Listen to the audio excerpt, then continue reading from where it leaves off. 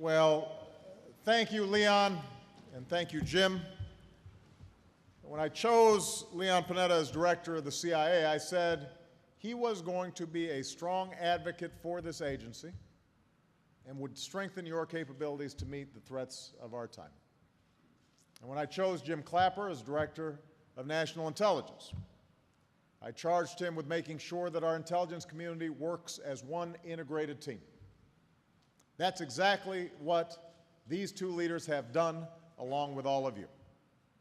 So, Jim and Leon, thank you for your remarkable leadership, not just in recent weeks, but during the entirety of your tenure. You have done a great job.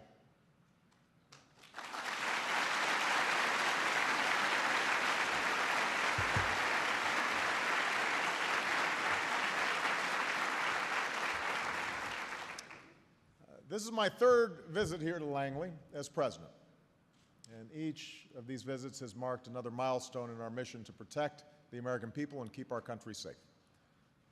On my first visit, just months after taking office, I stood here and I said that this agency and our entire intelligence community is fundamental to America's national security. I said that I believed that your best days were still to come. And I pledged that you would have my full support to carry out your critical work.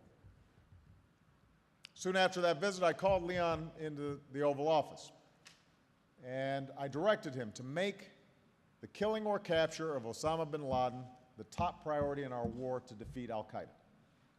And he came back here, and you guys who had already been working so hard on this issue redoubled your efforts, and that was true all across the intelligence community. My second visit, a year later, came under more somber circumstances. We gathered to pay tribute to 7 American patriots who gave their lives in this fight at a remote post in Afghanistan. And it's already been mentioned, their stars now grace this memorial wall. And through our grief and our tears, we resolved that their sacrifice would be our summons to carry on their work, to complete this mission, to win this war.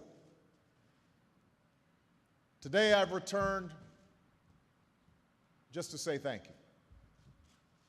On behalf of all Americans and people around the world, because you carried on.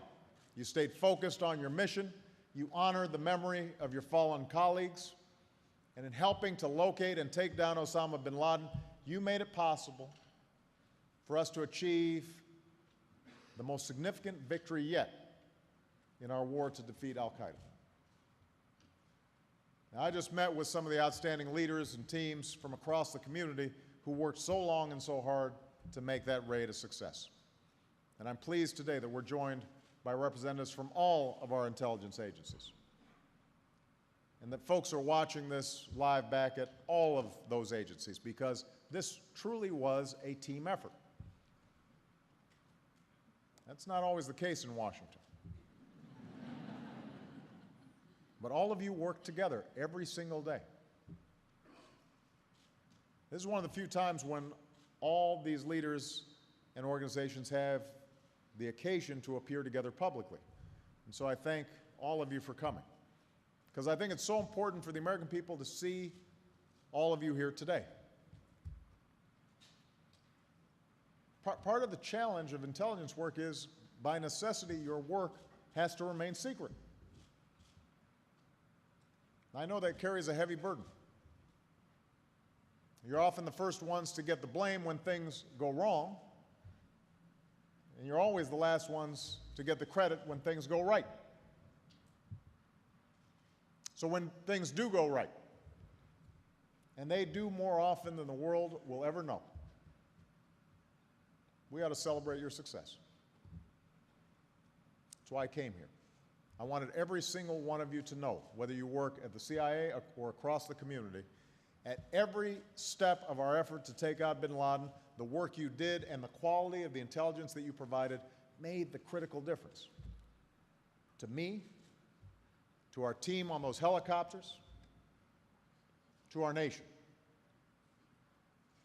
After I directed that getting bin Laden be the priority, you hunkered down even more, building on years of painstaking work, pulling together, in some cases, the slenderest of intelligence streams, running those threads to ground until you found that courier and you tracked him to that compound. And when I was briefed last summer, you had built the strongest intelligence case against, in terms of where bin Laden was since Tora Bora. In the months that followed, including all those meetings in the Situation Room, we did what sound intelligence demands. We pushed for more collection.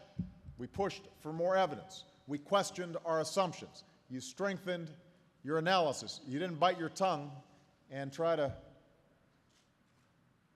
spin the ball, but you gave it to me straight each and every time.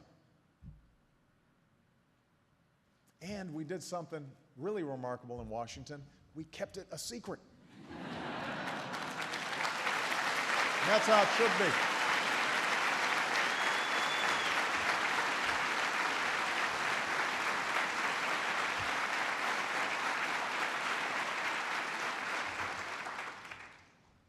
Of course, when the time came to actually make the decision, we didn't know for sure that bin Laden was there. The evidence was circumstantial. And the risks, especially to the lives of our special operations forces, were huge. And I knew that the consequences of failure could be enormous. But I made the decision that I did because I had absolute confidence in the skill of our military personnel, and I had confidence in you. I put my bet on you.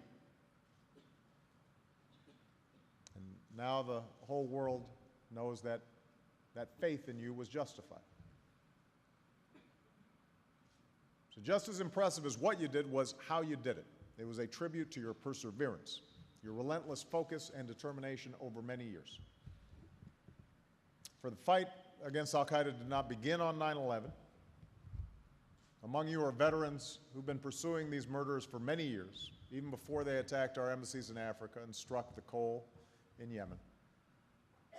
Among you are young men and women for whom 9/11 was a call to service. This fight has defined your generation. And on this wall are stars honoring all your colleagues and friends, more than a dozen who have given their lives in the fight against al-Qaeda and its violent allies. As the years wore on, others began to think that this terrorist might never be brought to justice, but you never quit. You never gave up. You pulled together across this agency and across the community. No one piece of information and no one agency made this possible. You did it together. CIA, National Security Agency, National Reconnaissance Office, the National Geospatial Intelligence Agency, everyone at ODNI and the National Counterterrorism Center, folks across the government, civilian and military, and so many of you here today. And that's exactly how our intelligence community is supposed to work, using every capability, human, technical, collecting, analyzing, sharing, integrating intelligence, and then acting on it. That's what made this one of the greatest intelligence successes in American history. And that's why intelligence professionals are going to study and be inspired by your achievement for generations to come. Now, make no mistake, this is not over. Because we not only took out the symbol and operational leader of al-Qaeda, we walked off with his files, the largest treasure trove of intelligence ever seized from a terrorist leader. Many of you now are working around the clock. You didn't have much time to celebrate. We've got to analyze and evaluate and exploit this mountain of intelligence. So today, every terrorist in the al-Qaeda network should be watching their back, because we're going to review every video, we are going to examine every photo, we're going to read every one of those millions of pages, we're going to pursue every lead, we are going to go wherever it takes us. We're going to finish the job. We are going to defeat al-Qaeda.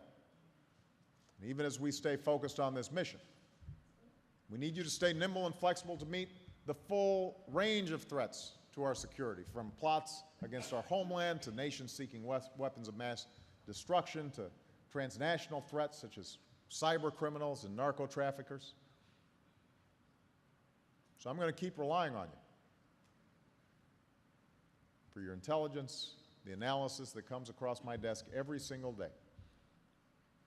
And 300 plus Americans are counting on you to stay a step ahead of our adversaries and to keep our country safe. I have never been more proud or more confident in you than I am today. Not just because this extraordinary success, but because it reminds us of who we are as a people and as a nation. You reminded us that when we Americans set our mind to something, when we are focused and when we are working together, and we're not worried about who's getting the credit, and when we stay true to our values, even if it takes years, there is nothing we cannot do. That's why I still believe in what I said my first visit here 2 years ago. Your greatest days are still to come. And if any of you doubt what this means, I wish I could have taken some of you on the trip I made to New York City, where we laid a wreath at Ground Zero. And I had a chance to meet firefighters who had lost an entire shift, police officers who had lost their comrades, a young woman, 14 years old, who had written to me because her last memory of her father was talking to him on the phone while her mother wept beside her right before they watched the tower go down. And she and other members of families of 9/11 victims talked about what this meant. It meant that their suffering had not been forgotten, and that the American community stands with them, that we stand with each other. So most of you will never get headlines for the work that you do. You won't get ticker tape parades. But as you go about your work with incredible diligence and dedication every single day, I hope all of you understand how important it is, how grateful I am, and that you have the thanks of a grateful nation. God bless you, and God bless the United States of America. Thank you. Thank you. Good job.